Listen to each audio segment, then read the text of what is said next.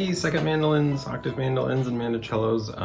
I just wanted to take a quick minute here to make a little video for you all. Just noticed at rehearsal that that part at E in the Raven with the harmonics is that's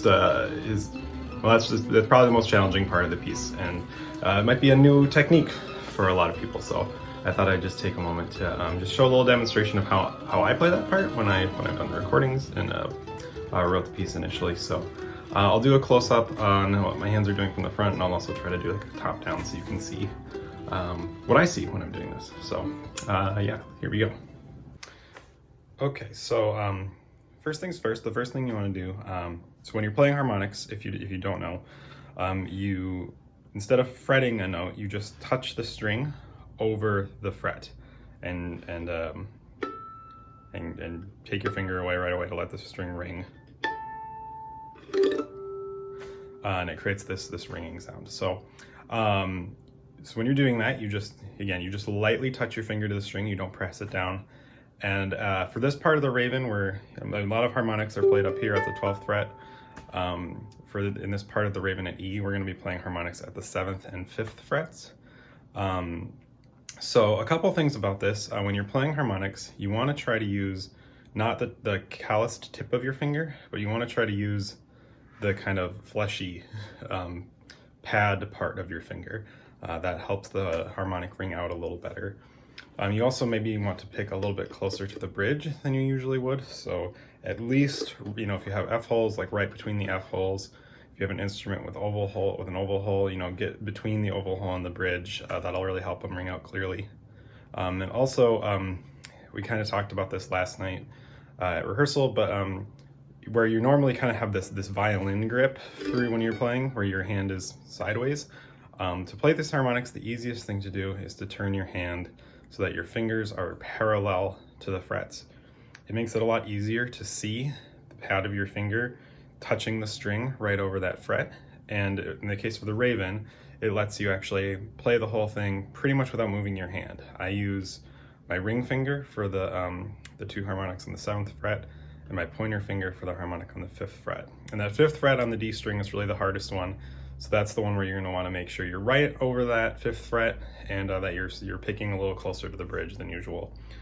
So what that sounds like and looks like is this.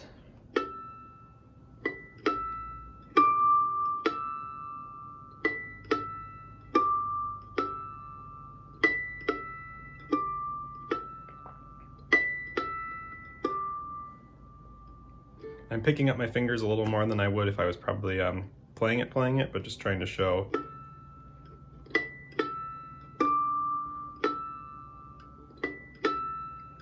that release, and that you really just touch it really gently with that fleshy part of your finger. I'm going to switch camera views so you can kind of see top down what it looks like from above, what you'll see.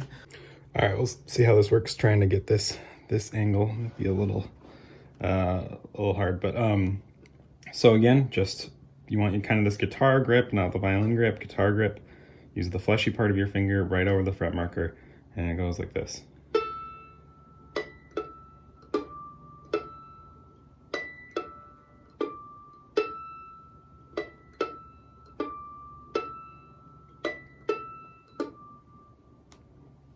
Okay, yeah, hopefully that helps.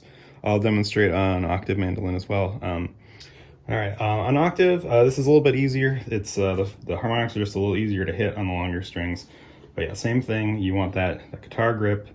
You don't need to move your hands. Yeah, you go sideways. Use the pad of your finger. Sounds like this.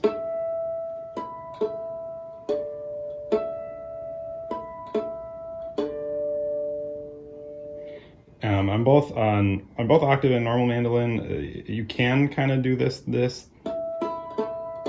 It's just a lot harder to land accurately with your fingers coming over in this arch and using the tip. Like, it does work, but it's a lot easier to come to the side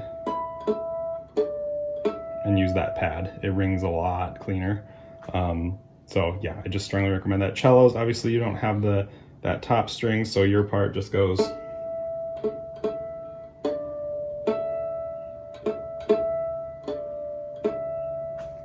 Yeah, hopefully that helps people. If you have any questions, feel free to shoot me an email or shoot Lon or Lou, one of the other. Yeah, if there are any questions, but hopefully that helps get that part nailed down a little bit. And yeah, we'll see you next Monday.